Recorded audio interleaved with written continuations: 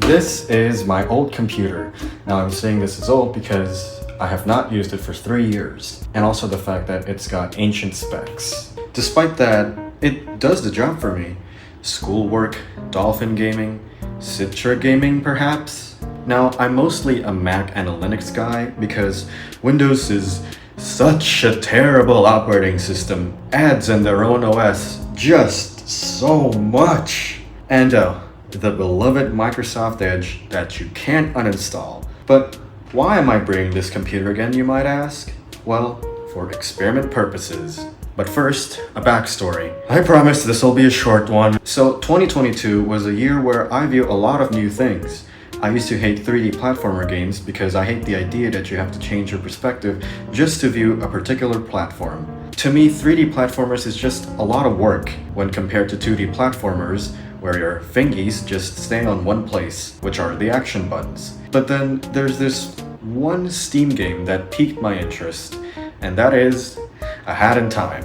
And gosh, my expectations were crushed. I don't want to get into detail about this, but the point is, this game has severely wrought my brain to view a lot of new perspectives. What I want to talk about is the performance. A Hat in Time ran fine on my Mac. In case if you're wondering, the Mac is the 4 Thunderbolt port model, so it's not the crappy base 2 Thunderbolt port model. It's got a Core i5, 16 gigs of RAM, and a terabyte of storage. Pretty mid-ranged, but surprisingly packed with a lot of performance, if you don't mind the heat. And yeah, no surprise, I'm running the game on an OS I hate, and that is Windows 11. But enough talk. So while I was looking at the Steam page for A Hat in Time, I noticed that the minimum OS requirement for the game to run is Windows XP.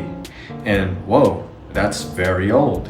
I remember back when I was small, when Windows 7 was the mainstream OS in this silly country, our family computer is still using Windows XP, and I begged them to upgrade. But yeah, Windows XP, that's an old OS, like 22 years old. Why the heck do they list that? Well, the engine that's used to run the game is Unreal Engine 3, which was released in 2006.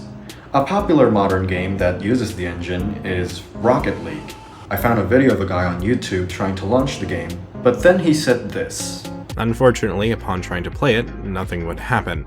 Actually nothing would happen. I'd hit play and nothing would open no matter how many times I hit play again. Yeah, not a big surprise since they removed DirectX 9 support in favor of DirectX 11, which is not supported on Windows XP. But A Hat in Time runs with DirectX 9, so it should run on Windows XP, right? Well, in this video, I will waste my time by installing different versions of Windows up until Windows XP, just to see if A Hat in Time will launch on Windows XP. Man, I have great time management skills. And why not, I'm just gonna throw in Geometry Dash on the game to test lists for variety's sake. Alright, starting off with Windows 8. And my goodness, the installation process was abysmal. It won't let me install until I have the product key, so I had to use the hard way. So Steam works on Windows 8, though as of filming, it states that support is dying, so no luck for trying this in the future. And with no surprise, A Hat in Time ran perfectly fine, as well as Geometry Dash. Not much else to say here, so we're gonna move on to the next Windows version. Windows 7. Steam surprisingly still runs on Windows 7, though again, as of filming, Steam support is receiving the same treatment as Windows 8, which is dying. And I'm a little surprised that Hat Game ran perfectly fine. Great job, Windows 7, and no surprise, GD ran fine here. Now moving on to Windows Vista, and gosh, Windows Vista is extremely slow. It took me more than half an hour to install and get to the main desktop. Compare that to Windows 7, it only took me 10 minutes.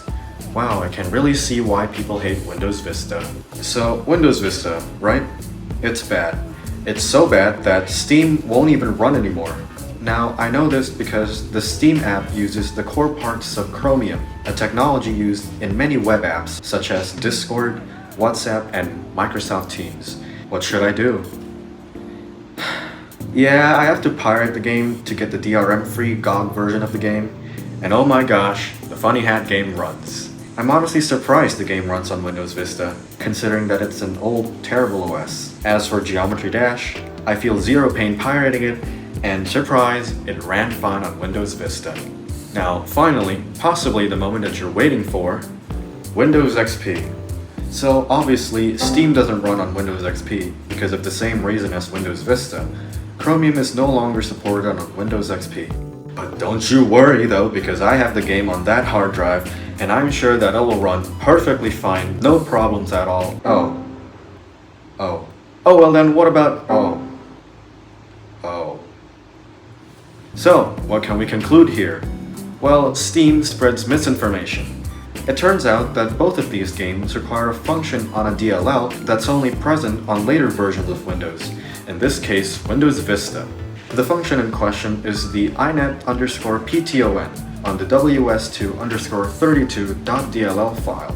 Based on my research, it has something to do with internet capabilities on the app or game itself. And both of these games are known to have online functionality, Geometry Dash for downloading online levels, and A Hat in Time for its online lobby capabilities introduced on the Nyakuza Metro DLC. Now, I know that someone may have made A Hat in Time up and running on Windows XP, but that was in 2018. Nyakuza Metro was revealed on 2019. Not to mention, Steam stopped supporting Windows XP and Windows Vista on January 1, 2019. So, it's technically no longer possible to play both of these games on Windows XP. Now, I know you might be thinking, well, why not play the 1.0 version of A Hat in Time? I can't because I'm lazy. I don't know, I might do it later, sometime in the future. I don't have the time to do it right now. I don't have any other games to test, so this video's over now. Go away.